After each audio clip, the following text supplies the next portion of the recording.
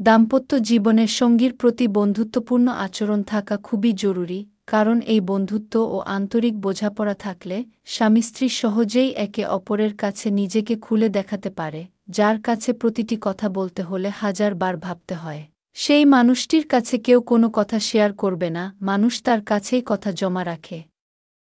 যে মনোযোগ দিয়ে শোনে, বোঝার চেষ্টা করে, এক কাপ চায়ের পাশে বা সন্ধ্যার হালকা আলোয় যখন আপনি ছোট ছোট বিষয় নিয়ে মৃদু হাসি ভাগ করেন, এটাই সেই বোঝাপড়া। আপনি যদি সবসময় শাসকের মতো আচরণ করেন, যদি আন্তরিকতা না দেখান, তবে সে ধীরে ধীরে আপনার কাছে সব কথা লুকোচুরি করতে শুরু করবে। যে কথা কাউকে বলা যায় না, কারো সঙ্গে শেয়ার করা যায় না, সেই কথা সঙ্গী ছাড়া মানুষ কার সাথে ভাগ করবে। নিজেকে এমনভাবে মেলে ধরুন যাতে সে স্বতঃস্ফূর্তভাবে আপনার কাছে খুলে আসে, বিনা দ্বিধায়, বিনা ভয়ের। দাম্পত্য জীবনকে সত্যিই উপভোগ করতে চাইলে প্রথমেই স্বামী স্ত্রী পরস্পরের মনোভাব ও অনুভূতির প্রতি গুরুত্ব দিন।